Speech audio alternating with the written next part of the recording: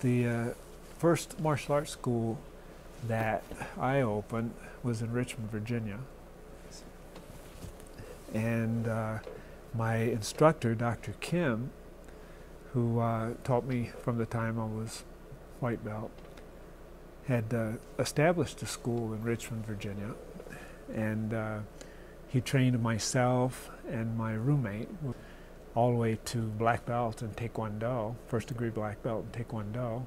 Dr. Kim was preparing to go to Kentucky, to move to Kentucky to work on his doctorate in business. And he asked me if I would like to manage the school. There are many stories about Grandmaster Choi. He lived such an interesting life that, you know, if I were to write them down and you read about it, and it would seem like fiction just because he had such an interesting and diverse set of experiences in his life.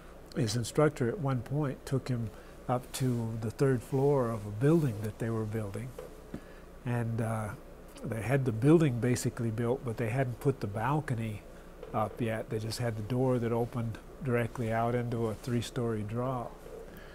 And when the instructor took him up to the third floor, he walked to the door and said, "Okay, jump." And Grandmaster Choi said, "Yes, sir," and he jumped. And he broke his leg. Several months passed by, you know, during the time his leg healed. And as soon as his leg healed, he got to where he could go through, you know, pain-free range of motion again. Went back to his class, and this instructor took him back up to the same building. They hadn't finished it yet, and said, "Okay, jump again."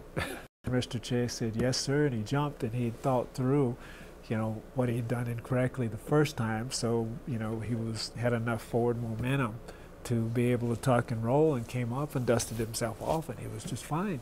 Sometimes on a, you know, Friday or Saturday night, Grandmaster Choi would go to that same third floor room with whatever girl he happened to be dating at the time, and he'd start some kind of argument with the girl, and then he would say, "I don't want to live anymore, I'm going to jump." And then he'd walk over the door and he would jump out, and she'd start screaming. And of course he'd roll and come up dusting himself off, and he'd be laughing at her at the bottom. Grandmaster Choi, Han Young, passed away July the 23rd, this past July the 23rd, in Korea. And he was 10th Dan in Hapkido. And he had been preparing me to continue as his successor when he passed. So we got to talk a lot. He presented me certification all the way to 9th degree black belt in Hapkido.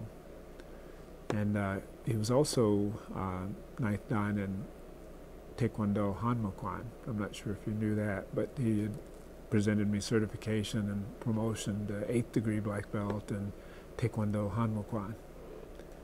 And I'm doing my best to guide in whatever way I can the students that had gotten to train with Grandmaster Choi, you know, as he lived.